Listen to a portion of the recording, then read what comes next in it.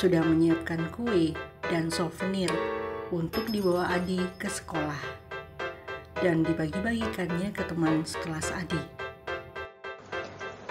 Adi, pesan ibu, Adi nggak usah kasih kue untuk Rika dan Dino ya, tapi kasih aja souvenirnya 2.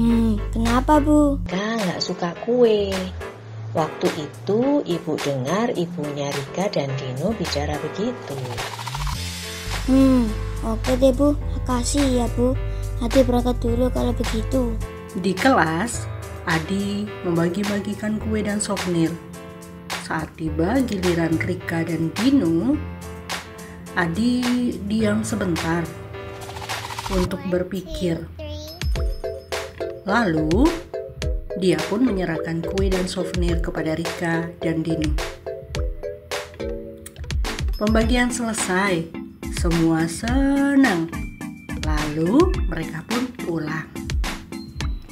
Keesokan harinya di kelas, ibu guru memberi pengumuman di depan kelas. Kalau hari ini ada 2 anak yang tidak masuk sekolah, yaitu Rika dan Dino. Mereka sedang sakit. Sepulang sekolah, guru memanggil Adi dan memberitahukan bahwa kedua temannya itu sakit karena alergi susu dan mentega. Tapi saat ini keadaan mereka sudah mulai membaik. Ibu di mana? Di taman. Sebentar, ibu selesaikan ini dulu. Adi tunggu di ruang tengah dulu ya. Kenapa Adi? Ibu, tadi Adi diceritakan Bu Guru kalau Rika dan Dina itu gak bisa makan kue. Terus tadi Rika dan Dina gak masuk Bu. Kata Bu Guru, mereka berdua sakit karena kue yang Adi kasih. Adi lupakah yang ibu pesan waktu itu terkait Rika dan Dino? Enggak sih Bu, tapi Adi pingin semua ikut merasakan kue ibu. Terus Adi takutnya kalau mereka dapat souvenir 2, nanti ada yang iri. Adi dengar ibu ya. Ibu pesan seperti itu karena ibu tahu kondisinya Rika dan Dino. Tapi mungkin salah ibu juga waktu itu tidak menjelaskan alasannya kepada Adi. Maaf ya Di. Salah Adi juga Bu, tidak mendengarkan ibu. Maaf ya Bu, tadi Bu Guru menegur Adi juga karena tidak mendengarkan ibu. Ya sudah, tidak apa-apa. Sudah terjadi nak. Tapi kalau begini Adi belajar sendiri kan akibatnya kalau tidak dengar ibu. Nah, Mbak dengar cerita ibu tentang Saul yang tidak taat.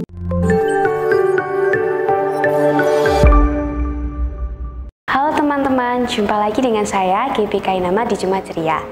Teman-teman masih ingat cerita minggu lalu?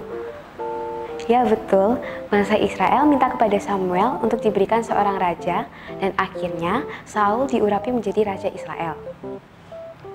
Selanjutnya, Samuel mengumpulkan seluruh bangsa Israel. Dia telah tua dan saat itu dia mengucapkan nasihat-nasihat kepada mereka dan sekaligus meminta diri kepada mereka karena pemimpin Israel yang diharapkan yaitu raja telah terpilih. Teman-teman, nasihat Samuel adalah agar orang Israel selalu takut Tuhan dan setia beribadah dengan segenap hati. Dan mengingatkan agar mereka dan juga raja tidak melakukan sebaliknya. Dan sebagai seorang yang pernah memimpin, Samuel juga menanyakan apakah selama dia memimpin Israel ada hal yang salah yang dilakukan atau diajarkan. Ternyata orang Israel sepakat bahwa Samuel tidak pernah membuat kesalahan apapun. Seorang Samuel ternyata juga punya masalah loh. Apakah itu? Masalah yang pertama bagi Samuel adalah ternyata Raja Saul adalah raja yang tidak taat. 2 kali Raja Saul tidak taat. Ceritanya begini teman-teman. Yang pertama, orang Israel bersiap maju melawan Filistin. Saul telah memilih 3.000 orang, 2.000 orang bersamanya di Mikmas, sedangkan Yonatan anaknya memimpin 1.000 orang Israel dan terjadilah di Geba. Yonatan berhasil membunuh panglima Filistin, mengalahkan Filistin di Geba. Sementara itu, orang Filistin telah berkumpul berkemah di Mikmas, timur Bet Awen untuk menyerang orang Israel. Prajuritnya sebanyak pasir di tepi laut. Mereka mempunyai 30.000 kereta perang dan 6.000 orang berkuda. Tak lama kemudian, mereka melancarkan serangan sengit terhadap orang Israel, sehingga orang Israel berada dalam keadaan genting.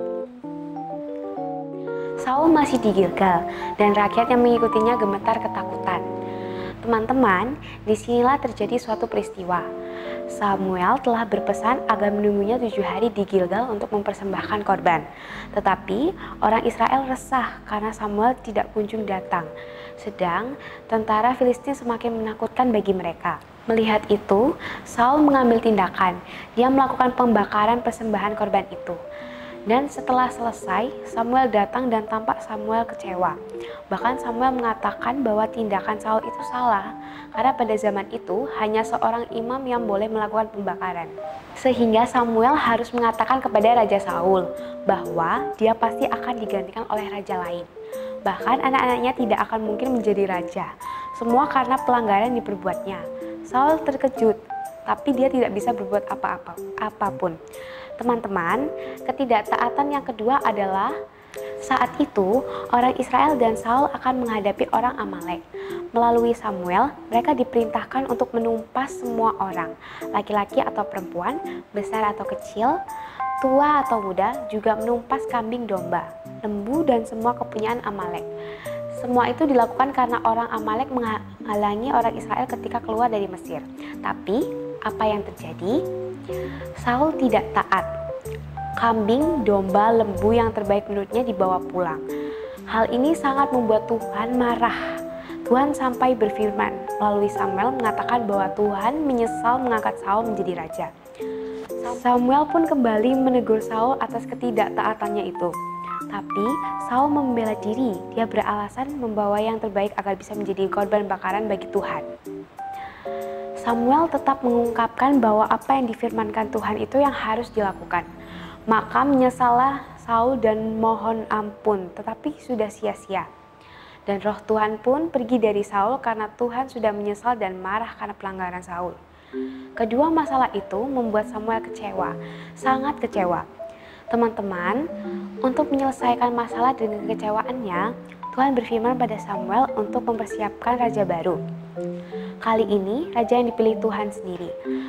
Maka Samuel akhirnya diutus pergi ke keluarga Isai di Bethlehem. Salah satu anaknya dipilih menjadi raja Israel. Dan nama anak itu adalah Daud, si bungsu yang menjadi pengembala kambing domba ayahnya. Setelah bertemu, maka Samuel mengurapi Daud dengan minyak di antara ayah dan saudara-saudaranya. Dan sejak itu, roh Tuhan berkuasa atas Daud. Teman-teman, masalah dan kekecewaan itu telah tuntas. Tak lama kemudian Samuel meninggal. Seluruh Israel berkumpul untuk mengikuti upacara berkabung. Kemudian ia dikuburkan di rumahnya di Rama. Dari cerita tadi, ada satu pesan yang kita pelajari dari Saul. Jangan kita mencontoh sikap Raja Saul ya, yang selalu membuat hati Tuhan sedih. Seharusnya, marilah kita senantiasa menyenangkan hati Tuhan dengan hidup takut akan Tuhan, beribadah kepadanya, mendengar firman-Nya, dan tidak menentang titah-titahnya. Itulah cerita hari ini. Sampai jumpa teman-teman di cerita selanjutnya. Dadah, Tuhan Yesus memberkati.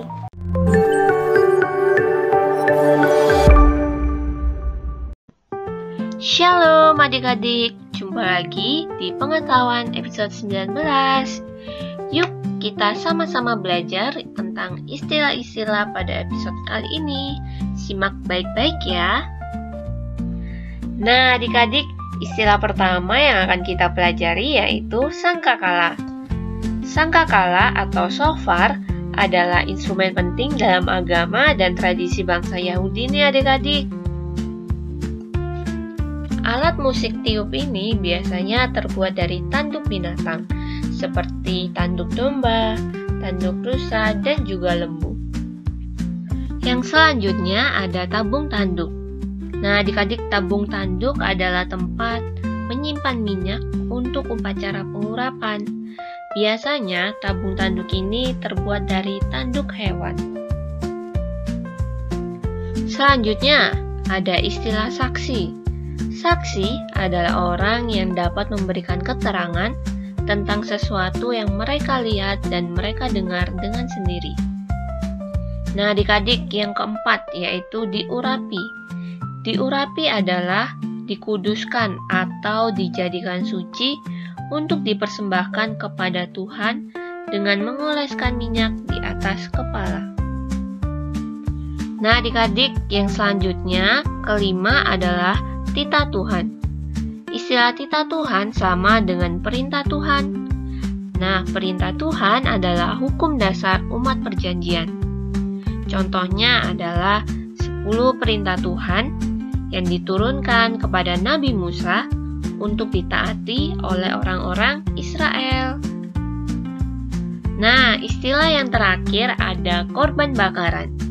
Korban bakaran adalah korban pendamaian bagi Israel dengan Allah.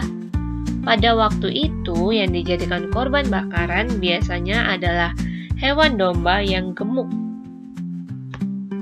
Nah, adik-adik, itulah beberapa istilah yang bisa kita ketahui artinya. Kita bertemu lagi di episode selanjutnya ya. Sampai jumpa, Tuhan Yesus memberkati. Jadi seperti itu, Di. Memang Adi menilai kalau memberi kue ke Rika dan Dino itu adil. Tapi pesan ibu itu juga ada alasannya, supaya semuanya ikut senang. Tidak ada yang sakit. Sama seperti Saul yang melihat perbuatannya itu baik, tapi Allah kan melihat lebih dari itu, Nak. Akan lebih baik jika Saul bisa taat, dan begitu juga dengan Adi.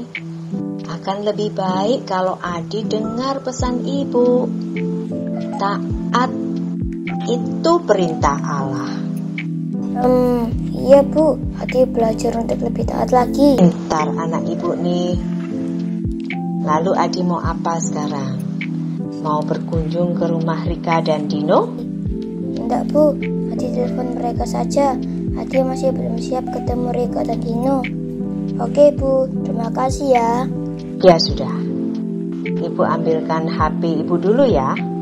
Nanti ibu teleponkan mamanya Rika dan mamanya Dino. Adi ganti baju dulu ya. Bersama